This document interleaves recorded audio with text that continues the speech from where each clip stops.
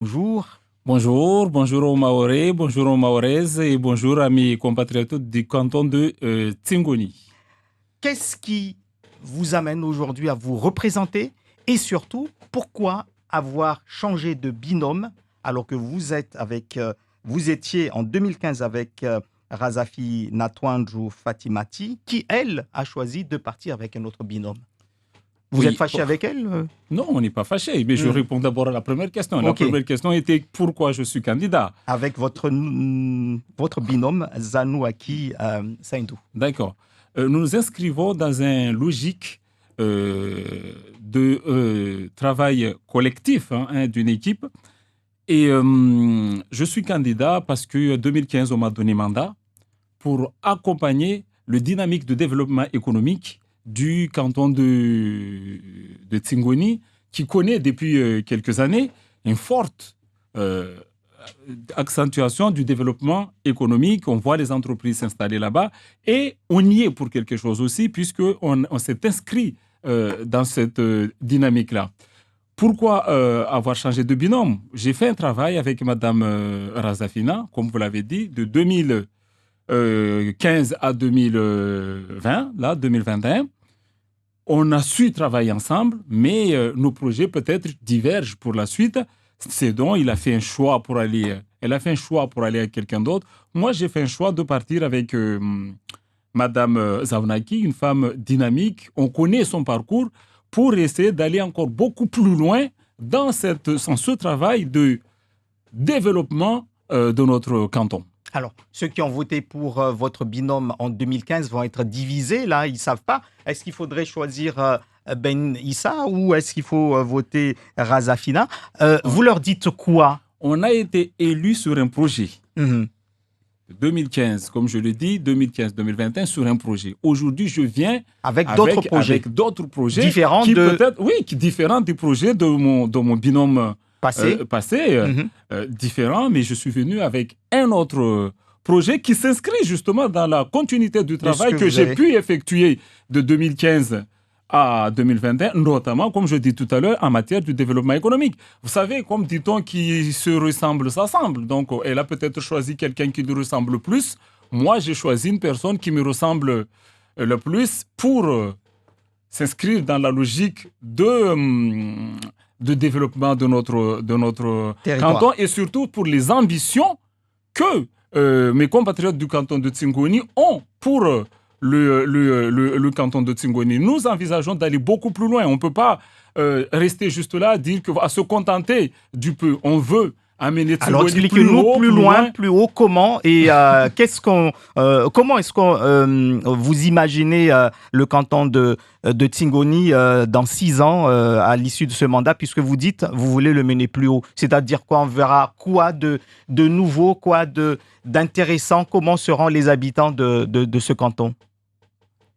La première chose que nous avons mis en place, c'est de rendre notre canton plus attractif. Mais pas que notre canton. On a mené un gros travail avec la majorité actuelle d'attractivité de notre territoire dans son ensemble. Vous Mhm. voyez notre slogan, il dit construire une terre d'investissement. On veut que notre territoire, que ce soit Mayotte, que ce soit le canton de Tsungoni, soit encore plus attractif. Nous voulons attirer plus d'investissements. Nous voulons faire plus d'investissements. Mais quand on parle d'investissement, pas que des investissements économiques, on va aussi des investissements humains, former notre jeunesse, mais à aller sur d'autres horizons que ceux que nous connaissons. Nous sommes sur un territoire où depuis toujours, ce qui était important pour le Mahorais, c'est de faire des études, intégrer la fonction publique. Nous sommes en train d'inculquer une autre culture en disant que la réussite ne passe pas forcément par la fonction publique. La réussite, c'est aussi d'oser. D'oser créer, d'oser investir et de croire à d'autres perspectives que les perspectives qui nous ont été inculquées jusque-là. Alors, vous parlez d'attractivité, mais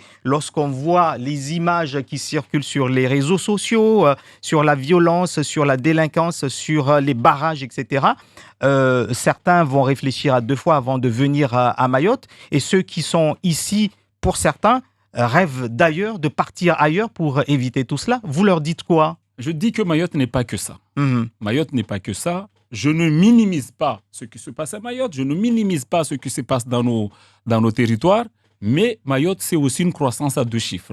Mayotte, c'est aussi une perspective de développement, notamment de tourisme et autres, pas seulement, assez importante. Donc, il y a de l'espace pour ceux qui ont des projets à Mayotte. Et d'ailleurs, la plupart des projets qui sont créés aujourd'hui à Mayotte, vous remarquez bien, marchent.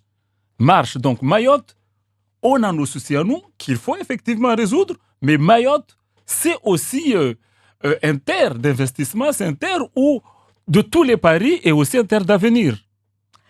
Hier ou dans les derniers jours, il y a eu des bus caillassés. C'est les transports qui permettent aux élèves d'aller à l'école tous les matins. Les transporteurs sont en grève aujourd'hui. On sait que le conseil départemental a beaucoup été critiqué sur la gestion du dossier transport scolaire ces dernières années. Vous imaginez comment la gestion des transports scolaires dans les années à venir? Faut-il rester dans le schéma actuel ou améliorer ou changer complètement de façon de faire?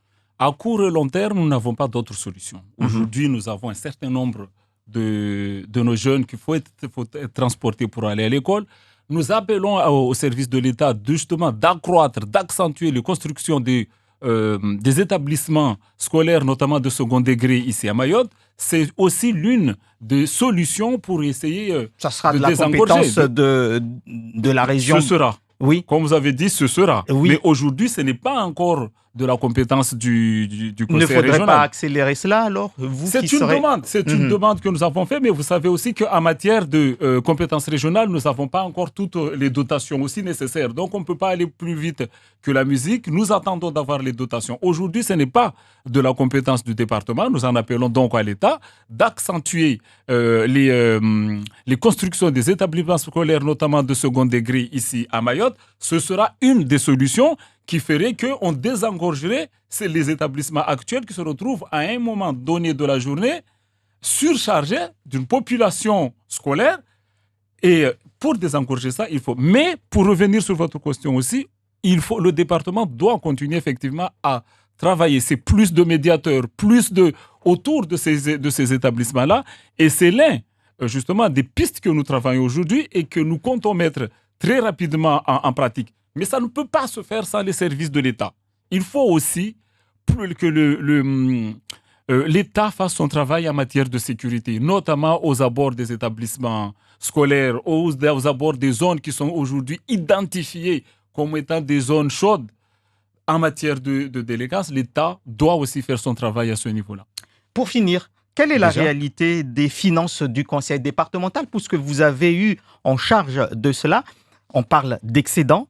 Beaucoup critiquent le fait que les élus, certains en tout cas, se glorifient d'avoir un compte excédentaire parce que pour eux, cela veut dire qu'il y a de l'argent qui dort, qui aurait pu être utilisé ailleurs. Ange, j'espère qu'on a au moins 2 minutes pour développer cette partie-là. 1 minute, parce qu'on doit vraiment rendre l'antenne. C'est important. Quand on parle d'excédent de 50 millions d'euros, c'est une réalité, c'est un excédent en fonctionnement. Et toute collectivité doit faire ce travail-là parce que cet excédent-là, c'est ce qu'on appelle un autofinancement. Si nous voulons financer les projets que nous avons mis en place, si nous voulons apporter notre quote-part, que ce soit au plan de relance, soit au plan de convergence, tout ça, nous devons effectivement dégager un excédent. Et ce travail-là doit être continué. Ce sont les excédents qu'on dégage de fonctionnement qui permettent de financer l'investissement. Parce que le rôle premier d'une collectivité, c'est d'abord faire des investissements. C'est d'abord aménager. Et pour aménager un territoire, il faut pouvoir gagner de l'argent. Il faut réduire le train de vie du conseil départemental pour sortir un excédent. On a vraiment dépassé la possibilité. Merci à Ben Issa Ousseni d'avoir été l'invité de Zakweli.